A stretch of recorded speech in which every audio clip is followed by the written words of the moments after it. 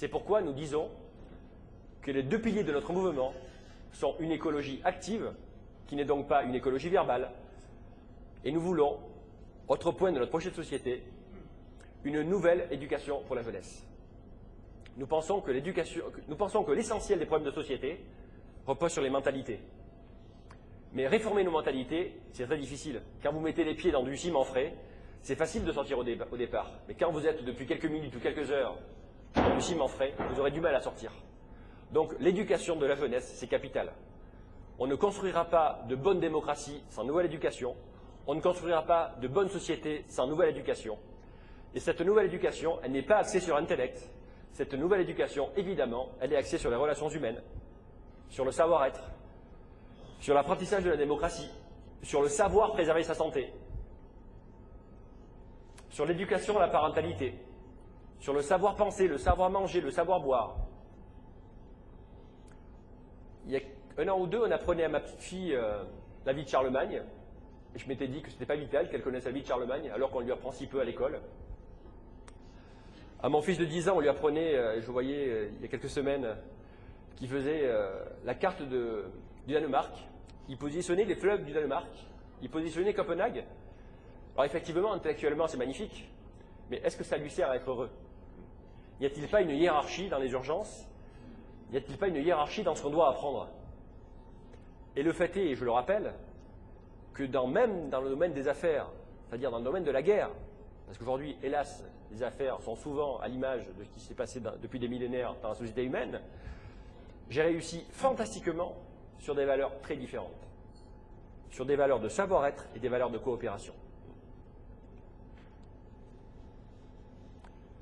L'autre facette de notre projet de société, c'est une économie alternative. Une économie alternative, elle n'est pas contre l'économie socialiste, elle n'est pas contre l'économie libérale, elle les dépasse. C'est une économie respectueuse.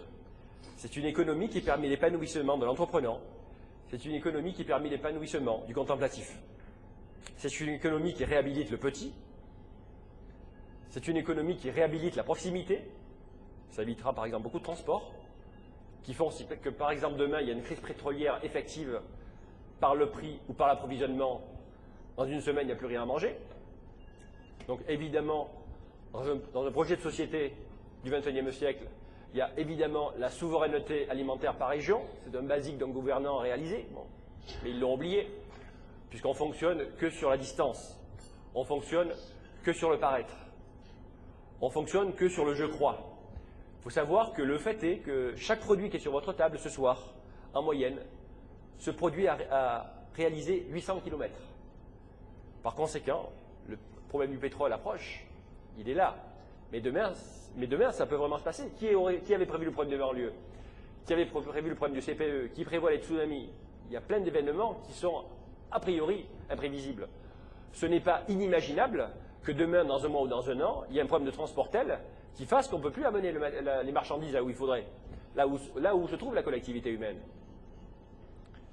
Donc évidemment, il faut réhabiliter la proximité.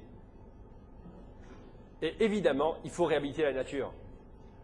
Aujourd'hui, consciemment ou inconsciemment, on a construit une société qui repose sur l'urbain et le béton. Je ne suis pas du tout un intégriste écologiste. Je déteste l'intégrisme. Je déteste la partialité. Mais on ne peut pas bâtir une société qui ne fonctionne que sur une facette. Il y a 500 ans, nous étions 100% rural. Aujourd'hui, on se dirige à la vitesse grand V vers le 100% urbain et le 100% béton. C'est un fait. C'est un fait. En 35 ans, nous avons perdu 1 million d'exploitations agricoles. Et le rythme de génocide d'aujourd'hui, c'est 10 000 exploitations agricoles perdues chaque année. Et ça, c'est tragique pour le bien-être durable de nous, de nos enfants et de nos petits-enfants. Et le moins que l'on puisse demander à un pouvoir politique, c'est de laisser la nature vivre. Parce que nous sommes bien les enfants de la nature. Nous sommes bien les enfants du temps. Mais quand vous méprisez le temps et que vous méprisez la nature, vous cultivez des problèmes. Merci beaucoup.